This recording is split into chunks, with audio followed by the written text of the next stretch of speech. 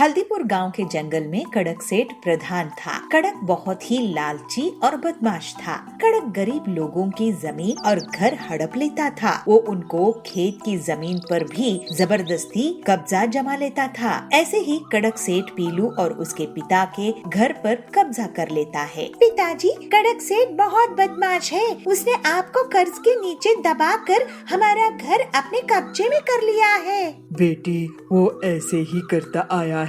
लोगों को धोखा देकर आधे जंगल में कब्जा कर लिया है। सब उससे डरते हैं। उसकी कोई न कोई कमजोरी जरूर होगी। मैं उसे आपकी जमीन वापस करवा के ही रहूंगी। फिर पीलू अपनी सहेली बबली से मिलती है और उसको पूरी बात बताती है। क्या बताऊं बहन पीलू, कड़क सेठ ने तो मेरे पिताजी का भी खेत कब्जे में कर लिया था। पिताजी ने 50,000 कर्ज लिए थे। कड़क सेठ जबरदस्ती उनसे 2 लाख रुपए लेकर खेत वापस किया।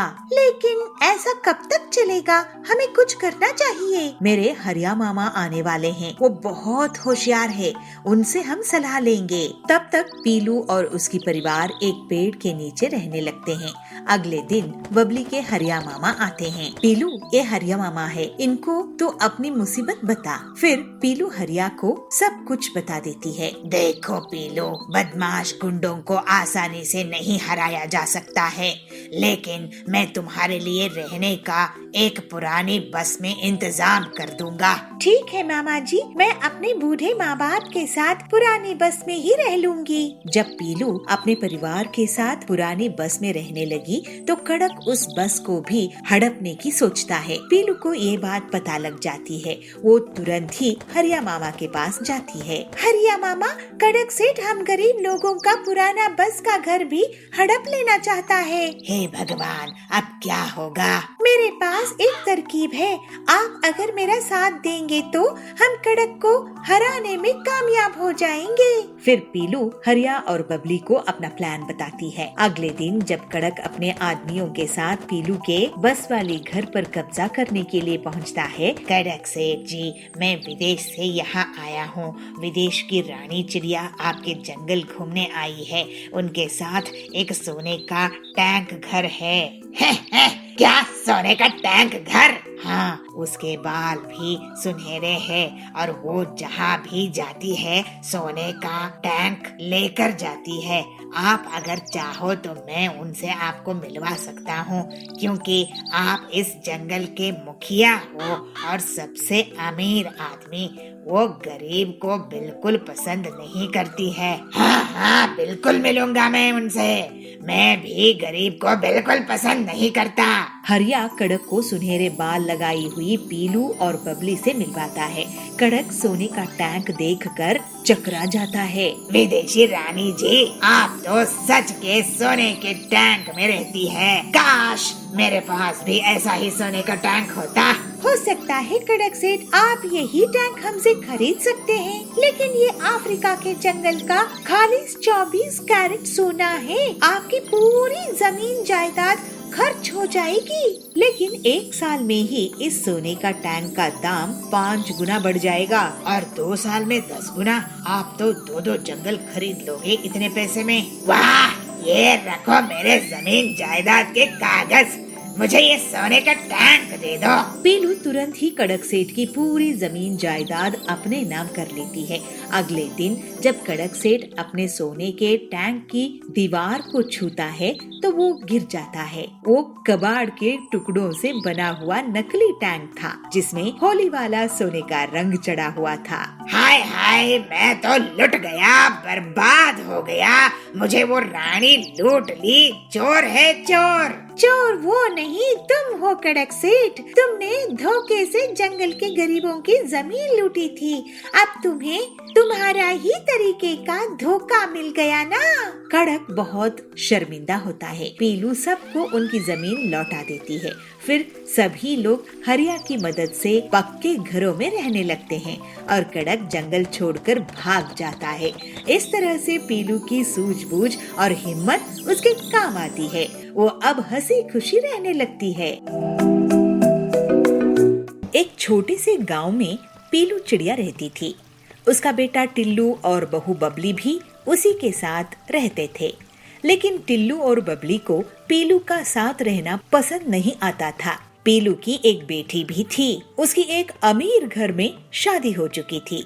शादी के बाद वो अपनी माँ से अच्छा व्यवहार नहीं रखती थी। माँ, मैं तुमसे कुछ कहना चाहता था। मेरी आमदनी बहुत कम है। मैं तुम्हारा खर्चा सहन नहीं कर पा रहा हूँ और गांव में वृद्धाश्रम भी नहीं है जहाँ मैं आपको छोड़ कर आ सकूँ। मेरी पूरी पगार घर चलाने में ही चली जाती है। मुझे बच्चे होंगे तो उन्हें स्कूल कैसे भेजूंगा, ये भी मैं सोचता रहता हूँ। कुछ दिन पिंकी दीदी के यहाँ चली जाओ। बेटा, अपनी बेटी के ससुराल में मैं कैसे चली जाऊँ? चल, तुझे तकलीफ ना हो तो मैं ये कोशिश करके देखती हूँ। फिर पीलू अपनी बेटी के ससुराल चली जाती है। बेटी पिंकी, क्या मैं तुम्हारे यहाँ कुछ महीने रुक सकती हूँ? वो क्या है ना, टिल्लू की आमदनी कम है तो वो मुझे तेरे यहाँ रुकने के लिए भेजा है। अरे माँ, मैं तो अपने पति के साथ आज ही स्विट्जरलैंड जाने वाली हूँ। मैं तुम्हें यहाँ कैसे रख सकती हूँ? पीलू ये सुनकर बहुत दुखी हो जाती है। वो रोने लगती है। हे भगवान, इस बुढ़ापे में मेरे बच्चे कैसे हैं जो मुझे सहारा नहीं दे सकते। फिर थोड़ी देर में कुछ सोचकर वो एक सुनार के पास चली जाती है। सुनार भैया, आप ये अंगूठी गिरवी रख लो और मुझे इसके कुछ पैसे दे दो। इस अंगूठी के आपको मैं 5,000 ही दे सकता हूँ पीलू बहन। पीलू उन 5,000 को लेकर एक छोटी सी किराए की झोपड़ी में चली जाती है। इन पैसों से तो एक ही महीने का गुजारा होगा। उसके बाद मेरे पास खाने के लिए भी पैसे नहीं बचेंगे। मुझे कुछ काम शुरू कर देना चाहिए, लेकिन इतने पैसे से मैं सिर्फ रोटी बनाने का काम ही शुरू कर सकती हूँ। फिर अगले ही दिन से पीलू रोटी और आलू की सब्जी बनाकर एक चौक में बेचने लगती है। रोटी सब्जी ले लो, रोटी सब्जी, गर्मा गर्म रोटी सब्जी, ताजी ताजी रोटी सब्जी ले लो। तो वहाँ सुंदरी आती है और पूछती है, बहन, एक प्लेट रोटी सब्जी कितने की होगी? सिर्फ 20 रुपए की 3 रोटी और सब्जी है। एक प्लेट मुझे देना। तो सुंदरी रोटी सब्जी खाती है। वाह बहन, तुमने तो कमाल की रोटी सब्जी बनाई है। ये लो पैसे, मैं और भी लोगों को तुम्हारे पास भेजूंगी। गरीबों को इतना स्वादिष्ट और अच्छा खाना नसीब नहीं होता। वो सब बहुत खुश होंगे। घर लौटते समय पीलू को 2 भिखारी चिड़िया मिलते हैं। पीलू उन दोनों चिड़ियों को रोटी दे देती है। इस तरह से जल्दी ही पीलू की दुकान चल निकली और उसके पास इतने ग्राहक आए कि वो अकेले काम नहीं कर सकती थी। पीलू रोज रोटियां बनाती और 2 रोटियां वो उन भिखारी चिड़ियों को दे देती थी। मेरी रोटी सब्जी लोगों को बहुत पसंद आ रही है, लेकिन अब मुझे और लोग चाहिए होंगे। क्यों ना मैं उन भिखारी चिड़ियों को काम पर रख लूं? सुनो, तुम दोनों यहाँ पर भीख मांगती हो, मैं तुम्हें काम दे सकती हूँ अपनी दुकान में, अगर तुम करना चाहो तो।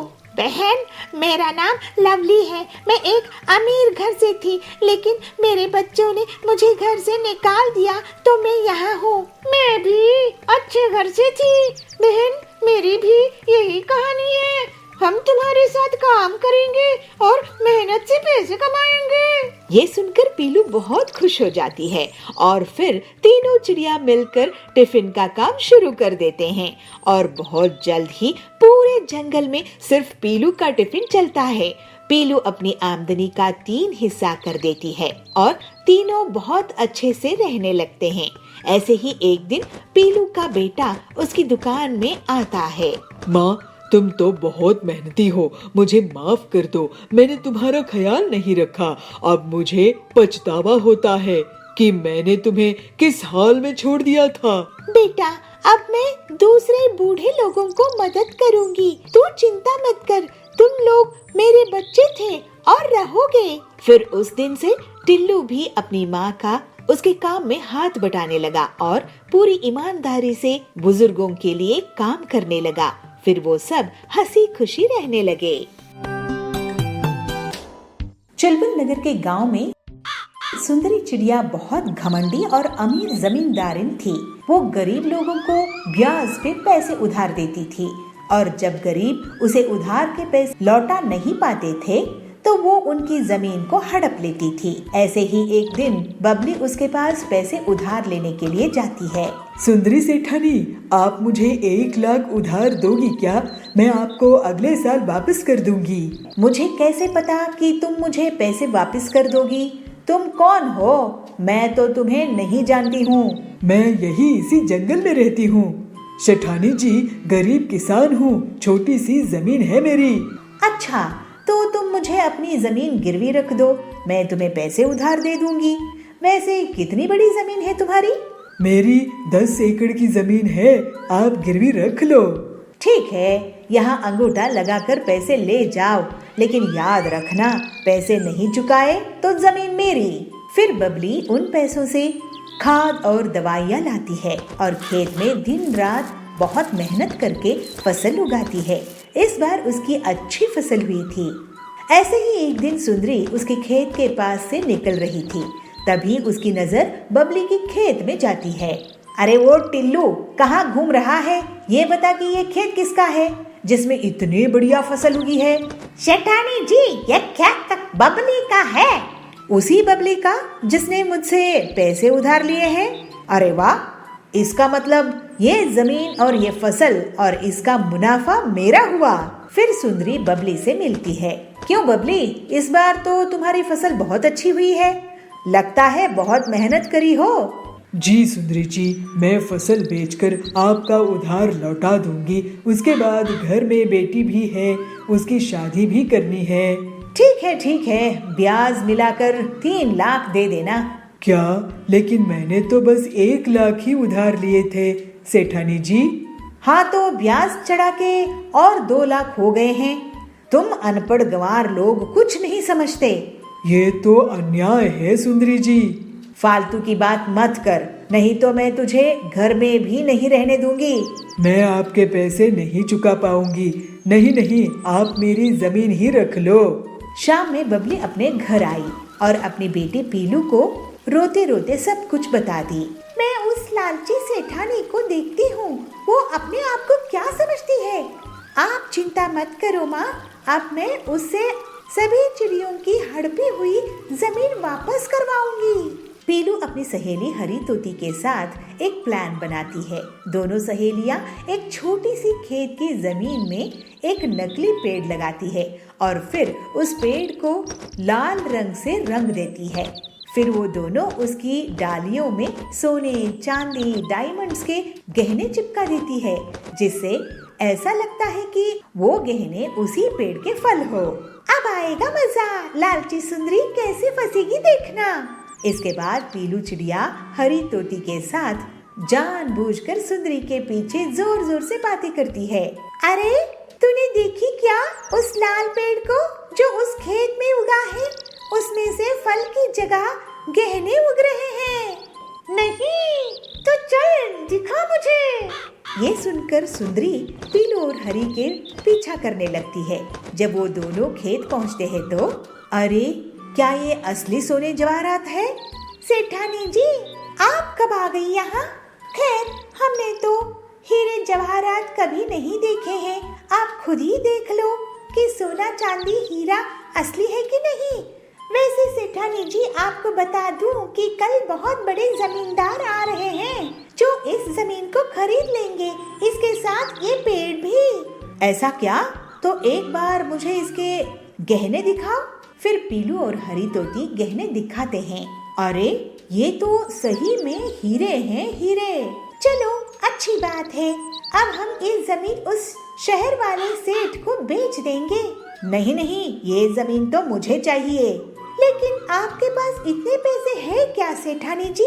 अरे पीलू, तुम गरीब लोग गरीब ही सोचोगे। इसके लिए तो मैं अपनी पूरी जमीन जायदाद बेच दूंगी, लेकिन मैं इस पेड़ की जमीन को खरीद के ही रहूंगी। ठीक है, तो फिर सौदा पक्का। आपकी पूरी संपत्ति के बदले में ये जमीन। ये लीजिए इस जमीन के कागजात। लेकिन पहले आप अपनी संपत्ति के कागज मेरे नाम कर दीजिए। फिर सुंदरी अपनी पूरी संपत्ति, जमीन, जायदाद, गाड़ियाँ, हवेली पीलू के नाम कर देती है और उस छोटी से पेड़ वाली जमीन को बदले में ले लेती है। अगले दिन कुछ लोग उस पेड़ के पास इकट्ठा होते हैं। क्यों गरीब लोग, कैसा लगा मेरा ये गहनों का पेड़? जरा हमें भी दिखाना गहने सेठानी जी। ये देखो। फिर सुंदरी उन्हें गहने दिखाती है। तभी टिल्लू के बगल में खड़े हुए पक्षी के हाथ से उस हार में पानी गिर जाता है और उसका सुनहरा रंग मिट जाता है। अरे ये क्या, पीलू मुझे लूट ली, बर्बाद कर दी। ये तो नकली लोहे की चेन है जिस पर सोने का नकली रंग लगा हुआ था। इस तरह से सुंदरी को उसकी धोखाधड़ी की सजा मिल जाती है और पीलू की मदद से बबली और बाकी जंगल के पक्षियों को उनकी लूटी हुई जमीन वापस मिल जाती है। फिर सब खुशी खुशी रहने लगते हैं।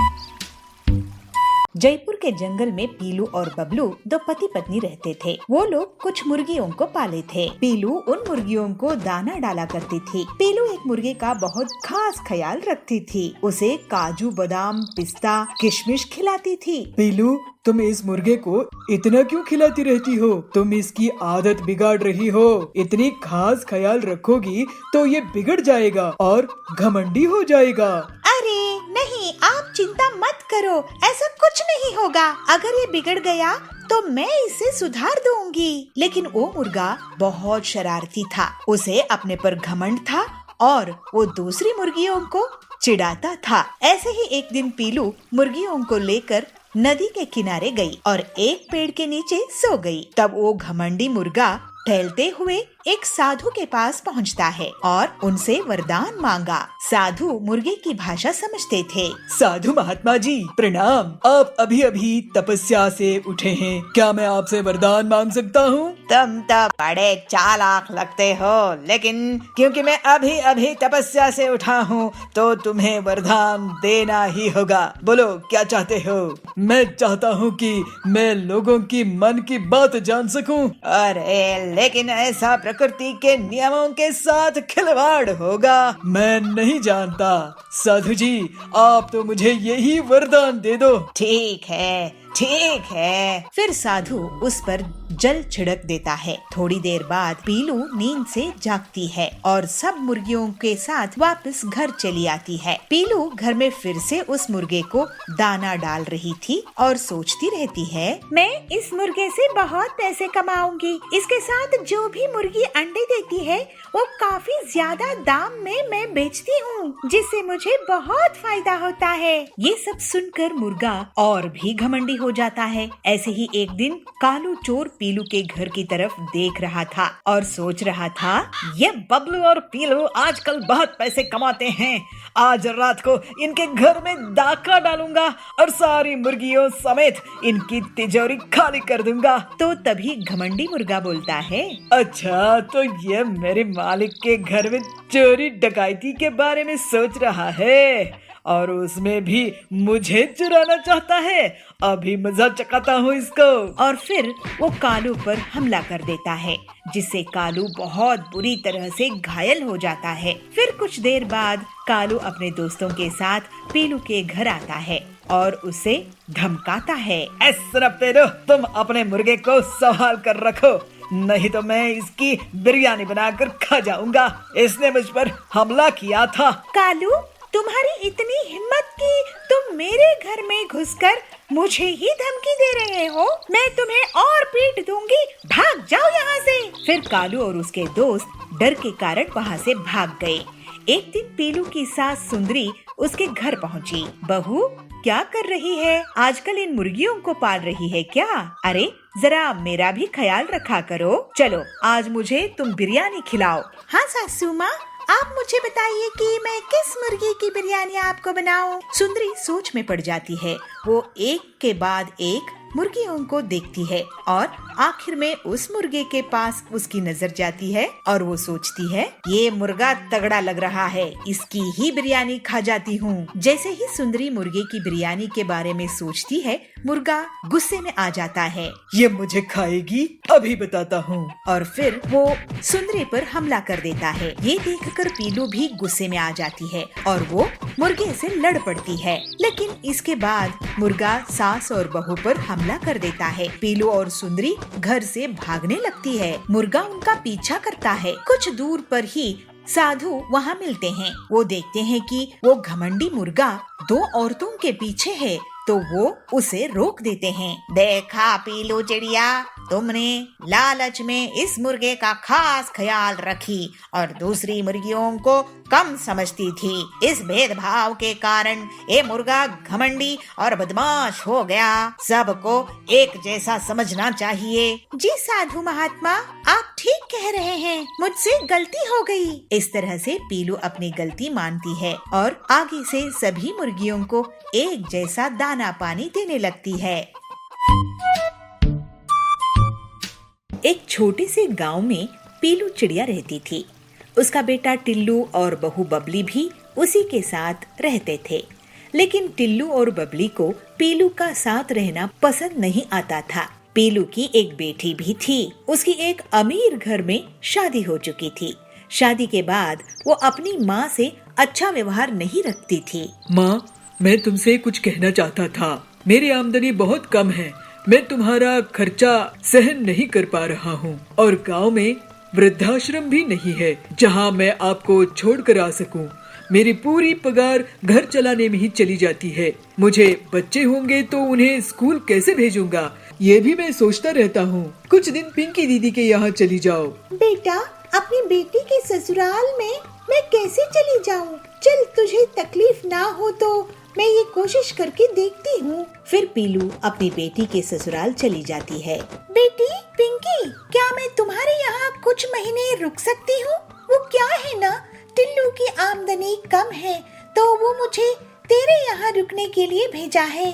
अरे माँ, मैं तो अपने पति के साथ आज ही स्विट्जरलैंड जाने वाली हूँ। मैं तुम्हें यहाँ कैसे रख सकती हूँ? पीलू ये सुनकर बहुत दुखी हो जाती है। वो रोने लगती है। हे भगवान, इस बुढ़ापे में मेरे बच्चे कैसे हैं जो मुझे सहारा नहीं दे सकते। फिर थोड़ी देर में कुछ सोचकर वो एक सुनार के पास चली जाती है। सुनार भैया, आप ये अंगूठी गिरवी रख लो और मुझे इसके कुछ पैसे दे दो। इस अंगूठी के आपको मैं 5,000 ही दे सकता हूँ पीलू बहन। पीलू उन 5,000 को लेकर एक छोटी सी किराए की झोपड़ी में चली जाती है। इन पैसों से तो एक ही महीने का गुजारा होगा। उसके बाद मेरे पास खाने के लिए भी पैसे नहीं बचेंगे। मुझे कुछ काम शुरू कर देना चाहिए, लेकिन इतने पैसे से मैं सिर्फ रोटी बनाने का काम ही शुरू कर सकती हूँ। फिर अगले ही दिन से पीलू रोटी और आलू की सब्जी बनाकर एक चौक में बेचने लगती है। रोटी सब्जी ले लो, रोटी सब्जी, गर्मा गर्म रोटी सब्जी, ताजी ताजी रोटी सब्जी ले लो। तो वहाँ सुंदरी आती है और पूछती है, बहन, एक प्लेट रोटी सब्जी कितने की होगी?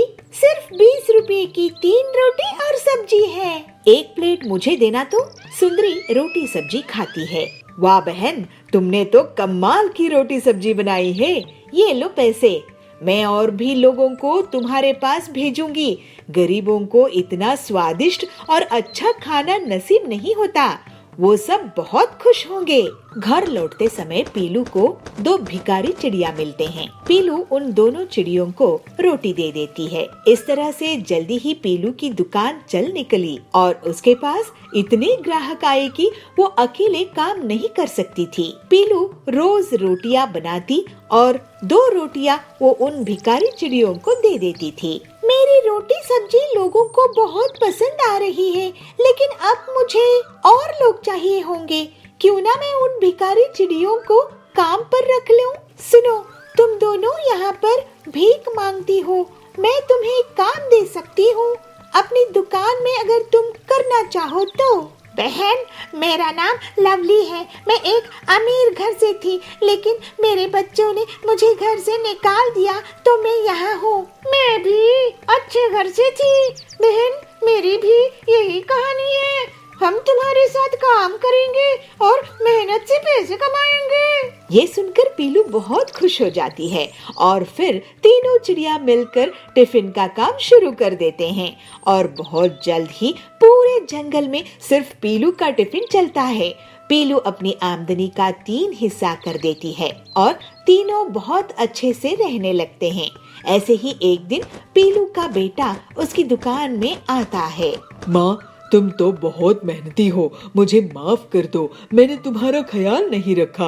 अब मुझे पछतावा होता है कि मैंने तुम्हें किस हाल में छोड़ दिया था। बेटा, अब मैं दूसरे बूढ़े लोगों को मदद करूंगी, तू चिंता मत कर, तुम लोग मेरे बच्चे थे और रहोगे। फिर उस दिन से टिल्लू भी अपनी माँ का उसके काम में हाथ बटाने लगा और पूरी ईमानदारी से बुजुर्गों के लिए काम करने लगा। फिर वो सब हंसी खुशी रहने लगे। भिलाईपुर के गांव में पीलू सोडा बेचा करती थी। पीलू का सोडा बहुत बिकता था। पीलू घरेलू तरीके से रंग बनाया करती थी और बहुत अच्छे से अलग अलग फ्लेवर बनाकर बेचा करती थी।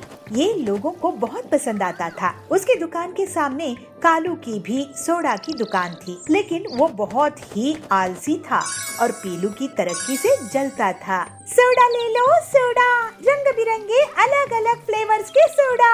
ऐसे फ्लेवर्स आपको पूरे जंगल में कहीं नहीं मिलेंगे। सोडा ले लो, सोडा, हाजमा ठीक करने वाला सोडा।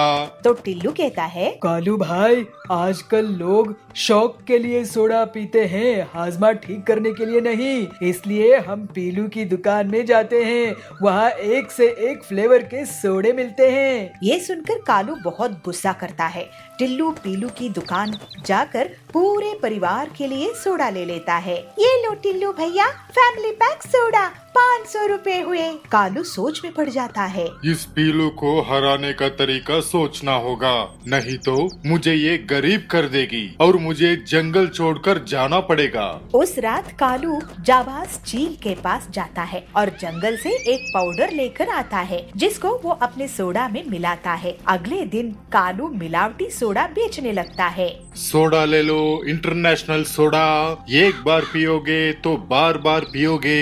सोडा ले लो, इंटरनेशनल सोडा, एक बार पियोगे तो बार बार पियोगे। अरे कालू भैया, तुम कहाँ से इंटरनेशनल सोडा ले आए? वो मेरे जीजाजी ने भेजे है अमेरिका से।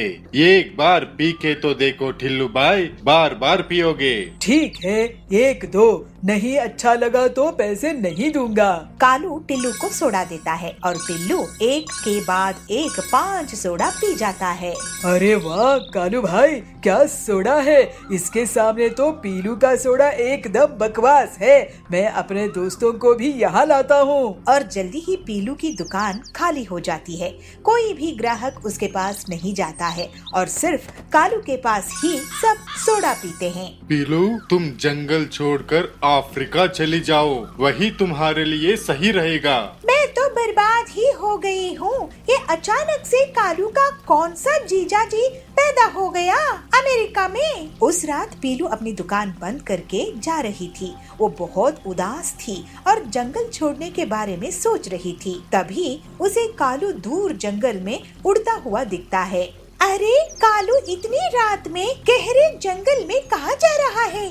इसका पीछा करती हूँ। और पीलू जाबाज के साथ उसके सौदे को होता हुआ देख लेती है। पीलू अपने मोबाइल में सब रिकॉर्ड कर लेती है और फिर कालू को वो पाउडर घर में सोडा में मिलाते हुए भी रिकॉर्ड कर लेती है।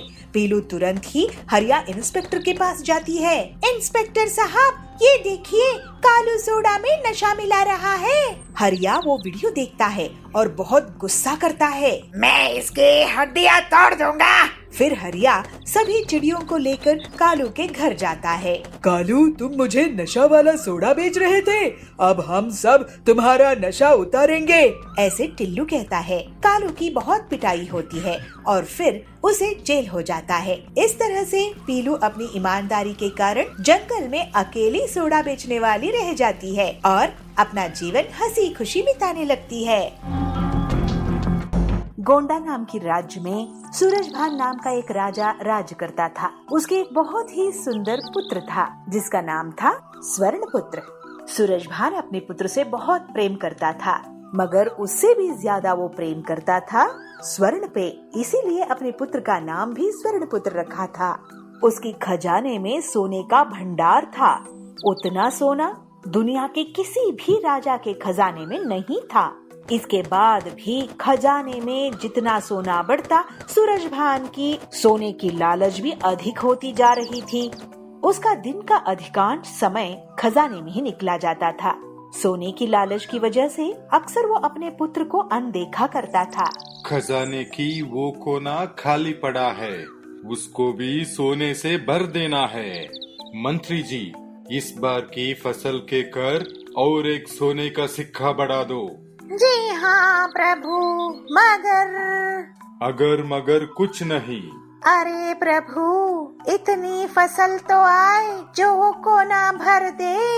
मंत्री की बात सुन के राजा को लगता है कि यह काम नहीं करने वाला है, मगर उसकी सोने की लालच इतना बढ़ गया था कि वह अन्न जल त्याग कर ईश्वर की कठोर उपासना में लग गया।